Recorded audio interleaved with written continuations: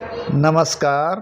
आज हमारे YouTube channel में विज्ञान की इस सीरीज में आपका स्वागत है। तो इस कड़ी में हमारा पहला प्रश्न है, आनुवांशिकता की अवधारणा का सर्वप्रथम अध्ययन किसने किया था?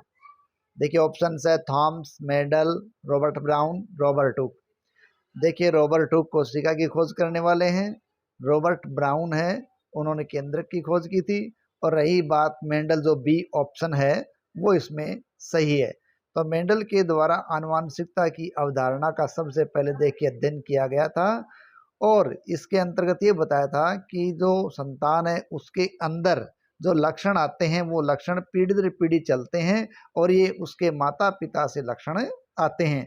और संतान के अंदर देखिए वही लक्षण आएंगे जो प्रभावी होते हैं। ठीक है, यानी जैसे बोनापन है उस पर लंबापन प्रभावी होता है, उसी प्रकार घुंघराले बाल हैं वो सीधे बालों पर प्रभावी होते हैं। तो प्रभावी जो लक्षण होगा वो संतान के अंदर नजर आता है। तो आनुवांशिकता की इस प्रकार की अवधारणा का पता मेंडल ने लगाया था। हमारा प्रश्न है, रानी के बाल अपने नानी के बालों के समान घुंघराले हैं, तो रानी को बालों का यह विशेषक उसे कहाँ से मिला है? माँ से, पिता से, दोनों से, या उपरोक्त में से कोई नहीं? देखिए पहले प्रश्न में हमने बात की है कि जो प्रभावी लक्षण होगा, चाहे वो माता का हो चाहे पिता का हो, वो प्रभावी लक्षण संतान में आएगा। तो घुंघराले बाल सीधे बालों पर प्रभावी हैं, और वो चूंकि रानी के नानी के बाल हैं इसलिए वो उसकी बेटी में आएंगे और बेटी से फिर रानी के अंदर आए। इस प्रकार ये घुंघराले बाल हैं उसकी विशेषता उसको अपनी माँ से प्राप्त हुई है, क्योंकि ये सीधे बालों पर प्रभावी है। अगला हमारा प्रश्न है, मानव आंत्र में पाए जाने वाला जीवाणु है। तो ऑप्शन है साल्मोनेला, क्लोस्ट्रीडियम, एंटमीबा कोलाई और इश्रिकिया कोलाई। ठीक है, यानी ये आंत में पाए जाने वाले जीवाणु की अगर हम बात करें तो डी ऑप्शन सही होगा। इश्रिकिया कोलाई मानव आंत के अंदर पाया जाता है और अनेक प्रकार के रोगों को उत्पन्न करता है। ठीक है, तो अलग अलग प्रकार को जो जीवाणु होते हैं, विषाणु होते हैं, वो अलग अलग प्रकार के रोग हैं, वो अपने मानव शरीर पर या पादप पर या फिर जानवरों पर रोग उत्पन्न करते हैं। ये कतई नहीं मानना चाहिए कि ये रोग केवल मनुष्य में होते हैं, बल्कि पादपों के अंदर भी, और कुछ जीवाणु या विषाणु या कवक है वो पादपों और जंतुओं में भी रोग उत्पन्न करते हैं। अगला हमारा प्रश्न है, निम्न में से कौन महिलाओं में गर्भपात का कारण बनता है? तो यहाँ दे रखा है विषाणु, जीवाणु, माइकोप्लाज्मा। तो यहाँ देखिए ऑप्शन सी है माइकोप्लाज्मा, ये बिल्कुल सही है। यानी महिलाओं के अंदर गर्भपात का कारण है वो माइक्रोप्लाज्मा बन जाता है। देखिए ए ऑप्शन में दे रखा है अपने को विषाणु। देखिए विषाणु है वो सजीव और निर्जीव के बीच की कड़ी कहलाता है और ये कई प्रकार के पोलियो जैसे रोग उत्पन्न करता है।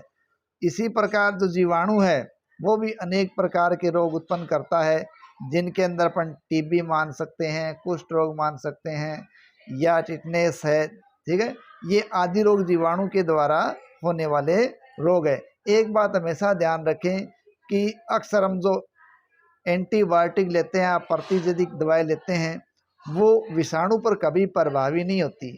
इसलिए जुकाम आदि के समय है वो हम जो एंटीबायोटिक अपनी मर्जी से लेते हैं वो किसी काम की नहीं होती, क्योंकि विषाणु है वो प्रतिजैविक से प्रभावित ही नहीं होते हैं। नेक्स्ट हमारा प्रश्न है, निम्न में से कौन सा एक रोग भारत से पूर्णतया समाप्त हो गया है? पोलियो, प्लेग, चेचक और कैंसर। देखिए पोलियो एक वायरस जनित रोग है जो अधिकांश दूषित जल या दूषित दूध के पीने से होता है। और पूरे देश के अंदर देखिए बहुत लंबे समय से पोलियो उन्मूलन का अभियान चलाया जा रहा है। ठीक है, और बहुत सा फर्क इसमें पड़ा भी है। अब पोलियो के मामले गिने चुने देश के अंदर रह गए। तो अगर हम शीघ्र ही ये देखें कि कौन सा रोग है वो समाप्त होने की ओर है, तब तो हमारा रोग हो जाएगा पोलियो। ठीक है, जबकि अभी तक ये पूरी तरीके से समाप्त घोषित नहीं किया गया है। नेक्स्ट है प्लेग। देखो प्लेग एक ऐसा रोग है जो चूहों के द्वारा होने वाला रोग है। अचानक से अनेक मात्रा में चूहों का मरना और आसपास के रोग फैलने का एक संकेत होता है। प्लेग यानी चूहों की बीमारी है। नेक्स्ट अपना है चेचक। देखिए चेचक है वो ऐसा रोग है जिसपे शरीर पे चकत्ते से होते हैं और ये रोग पूरी तरीके से भारत से समाप्त हो गया है। ठीक है, तो ये पूरी तरीके से समाप्त रोग है, चेचक, सी ऑप्शन। नेक्स्ट दे रखा कैंसर। देखिए कैंसर है वो वैज्ञानिकों द्वारा प्रूव कर दिया गया है कि प्रत्येक मानव शरीर के अंदर कैंसर है, बशर्ते कि वो एक्टिव हो जाए। यानी प्रत्येक मानव शरीर के अंदर कैंसर की कोशिकाएं हैं, अगर वो एक्टिव हो जाए तो उस व्यक्ति को कैंसर हो सकता है।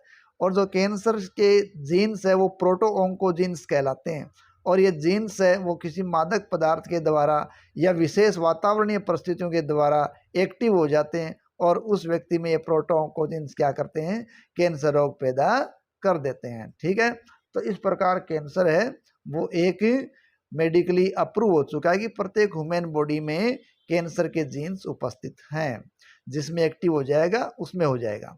तो इस प्रकार आज की श्रृंखला यहीं समाप्त करते हैं। आशा है आपको पसंद आया होगा, तो प्लीज़ लाइक, कमेंट, सब्सक्राइब और शेयर करें। धन्यवाद। जय हिंद, जय भारत।